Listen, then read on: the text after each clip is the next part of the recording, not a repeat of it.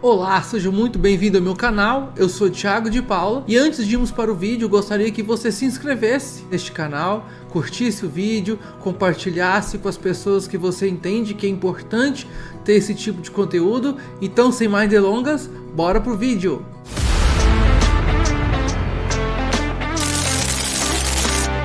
Isso é tão sério que Daniel influenciou. Daniel 2,47 diz assim: o rei Nabucodonosor disse a Daniel: não há dúvida de que o seu Deus é o Deus dos deuses, o Senhor dos reis é aquele que revela os mistérios, pois você conseguiu revelar este mistério. Aqui você vê um rei pagão completamente contra a fé de Daniel, mas quando ele viu o resultado na vida de Daniel, porque as pessoas aí fora, elas não têm a experiência com Deus como nós temos, porque elas não conhecem a Deus. Elas só vão conhecer a Deus através das nossas vidas, daquilo que Deus tem feito em nós.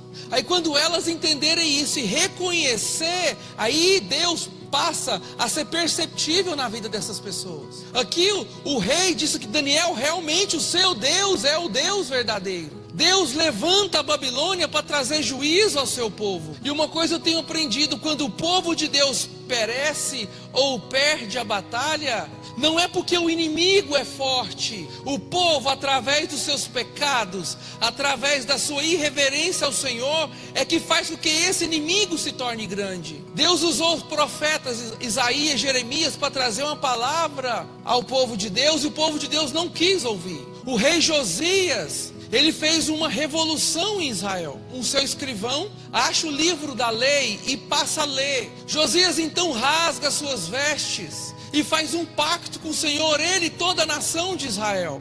Ele institui a Páscoa de forma que a Bíblia fala que nem antes nem depois houve em Israel. Aí logo depois vem o seu filho Jeoaquim, que a Bíblia cita no primeiro versículo de Daniel.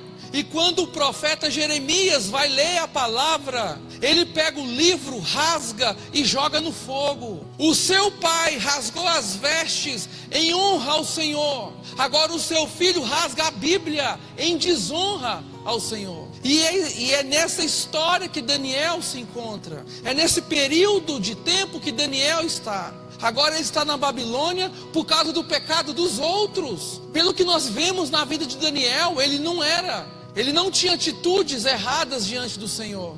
Depois Daniel 5, quando Belsazar faz toda aquela orgia ali com os materiais do Senhor, uma mão aparece e escreve ali.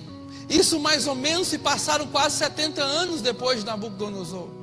É muito tempo depois, porque logo já entra Dario. Foi quando Daniel pegou a palavra de Deus e viu que os 70 anos já tinham acontecido. Que foi no primeiro ano do reinado de Dario, como está lá no Daniel 9. Mas o interessante aqui é que Daniel chega e fala: rei, o que diz essa inscrição na parede é assim, assim, assim. E Belsazar, em vez de fazer o que o seu tataravô fez, ele quer presentear Daniel com tudo que ele podia, mas ele não honra a Deus. Belsazar, além de ter feito uma desonra com aquilo que era sagrado do templo, ele não dá glória a Deus porque houve uma resposta naquele dia. E no capítulo 5 de Daniel diz que na mesma noite ele foi morto. Nabucodonosor reinou 43 anos na Babilônia. Belsazar reinou apenas 14. Pode ser coincidência? Eu acho que não. Porque dos reis que tiveram o contato com Daniel, o único que não honrou a Deus foi Belsazar. No capítulo 6 nós já vemos a figura de Dario, que logo depois da morte de Belsazar, entra Dario e conquista a Babilônia. E vocês sabem da história que fizeram uma armadilha para Daniel e ele é jogado na cova dos leões. E olha o que está lá no capítulo 6, 25 a 27. Então o rei Dario escreveu aos homens de todas as nações, povos e línguas de toda a terra: paz e prosperidade. Estou editando um decreto para que nos domínios do império os homens temam e reverenciem o Deus de Daniel, pois ele é o Deus vivo e permanece para sempre. O seu reino não será destruído e o seu domínio jamais acabará. Ele livra e salva, faz sinais e maravilhas nos céus e na terra, porque ele livrou Daniel dos leões. Aqui nós vemos outro rei de outra nação que que chega e dá glória ao Deus de Daniel, por causa de Daniel. Isso eu quero que vocês entendam. Onde Deus nos coloca, nós temos que viver de tal forma que o nome dele seja glorificado por causa de nós. Porque quando alguém vê o que Deus tem feito na sua vida, eles vão ter certeza do porquê. E o que eu tenho aprendido com isso? Abre comigo lá em Gênesis 32, 28. Gênesis 32, 28 diz assim: então disse o homem: seu nome não será mais Jacó, mas sim Israel, porque você lutou com Deus e com homens e venceu. Prosseguiu Jacó: peço-te que digas o teu nome. Mas ele respondeu: por que venturas o meu nome? E o abençoou ali. Jacó então chamou aquele lugar de Peniel, pois disse: vi a Deus face a face, e todavia minha vida foi poupada. O que esse texto nos diz nessa mensagem de hoje? Aqui nós vemos que Deus mudou Jacó. Deus transformou a vida de Jacó. E Jacó, depois de ser transformado por Deus, ele chega num local chamado Jaboque e transforma e muda o nome para Peniel. E disse: a partir de hoje esse local não chama mais Jaboque, sim Peniel. Porque aqui eu vi Deus face a face. Porque nesse lugar Deus transformou minha vida. E diante dessa mensagem na vida de Daniel, o que nós vemos nesse texto é que Deus transforma pessoas, mas as pessoas têm que transformar lugares. Deus abençoa homens e mulheres, e homens e mulheres abençoa os locais em que elas estão. Aquele local que era chamado Jaboque agora passou a se chamar Peniel, por causa da bênção e da transformação na vida de Jacó, que agora é Israel. O meio não nos faz. Nós não somos uma folha em branco, que o meio que nós estamos é que escreve o que nós temos que ser e fazer. Porque a Bíblia diz que já há um livro escrito. Então você não é uma página em branco, você já é um livro todo escrito. Meu irmão, isso é muito bonito e muito sério. Deus, ao te abençoar, Ele espera que você transforme e mude o local que você está. A bênção não é para ficar apenas em você. A transformação não é apenas sua. Porque nós estamos vivendo diante de pessoas, ao lado de tanta gente. E essa bênção, quando ela chega até mim, quando essa bênção me transforma, eu tenho que passar adiante. E foi o que Daniel fez na Babilônia. Os reis que estiveram do lado, que conheceram Daniel, não tiveram outra saída a não ser honrar o nome do Senhor. E Deus disse o quê? Aqueles que me honram, eu o honrarei. Daniel não estava no palácio simplesmente porque ele fez um jejum. Porque a vida de Daniel era a própria Bíblia ali diante de Nabucodonosor. O mundo aí fora não lê Bíblia. As pessoas não conhecem a Bíblia. Mas ela conhecer você, ela tem que conhecer a Bíblia através de você, através da sua vida. Primeiro, Daniel foi fiel a Deus apesar de um passado de dor. Daniel foi para a Babilônia e mesmo assim, como posso dizer, ele não chutou o balde. Porque muitos, acontece algo que eles não queriam, eles já desistem da fé. Já culpam a Deus e não querem mais servir o Senhor.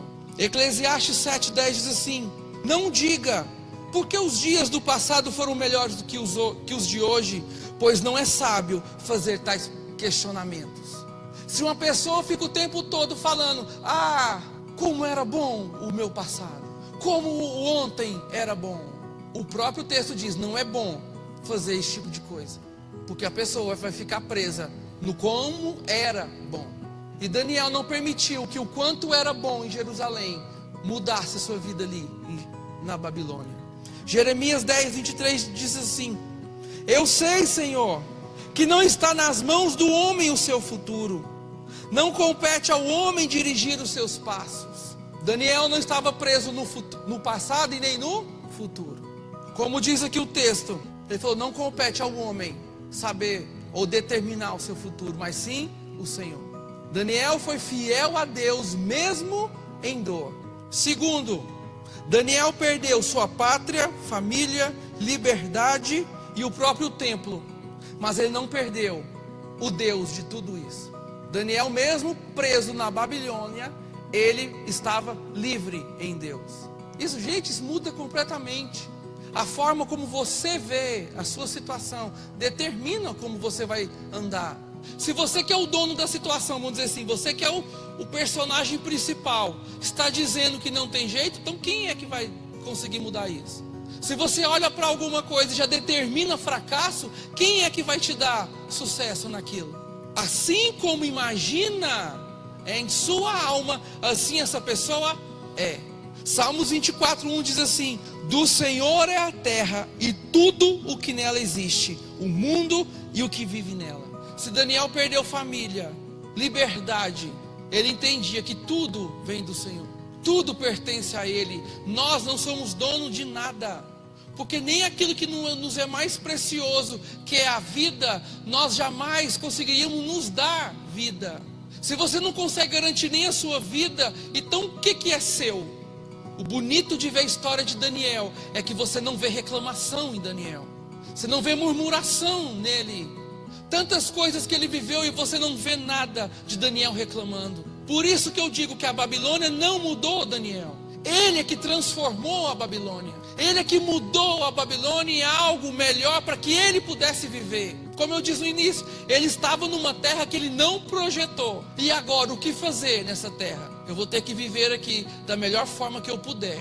E como fazer isso? Deus está nas tuas mãos. Terceiro, Daniel escolheu ser bênção e fazer diferença na Babilônia. Olha o que o profeta Jeremias diz lá em Jeremias 29:7. Busquem a prosperidade da cidade para a qual eu vos deportei e orem ao Senhor em favor dela, porque a prosperidade de vocês depende da prosperidade da cidade. E essa cidade é a Babilônia. Jeremias, sendo usado por Deus, disse: vocês, quando estiverem lá, orem para que a cidade seja próspera, porque vocês só serão prósperos na prosperidade da Babilônia. E nós vemos isso em Daniel. Daniel é conhecido por quê? Primeiro, ele orava. Era um homem de oração. E o texto de Jeremias diz o quê? Orem ao Senhor em favor dela. Eu creio que Daniel orava para que Deus abençoasse a Babilônia. E segundo, Daniel estava diante o tempo todo das Sagradas Escrituras. Era um homem de oração e de palavra. Oração e palavra. E não tem segredo nessa vida. Para que você venha viver o melhor de Deus, ser colocado em lugares altos, é ter uma vida de oração e leitura da palavra. Amém?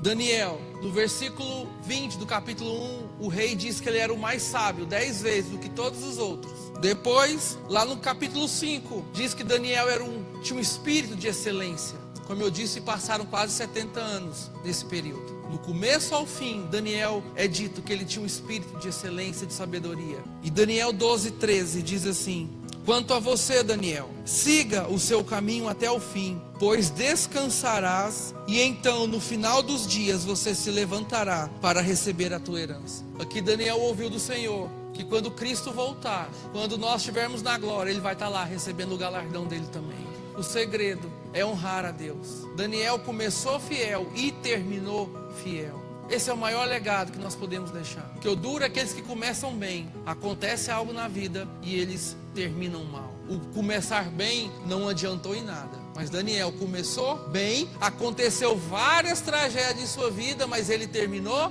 bem.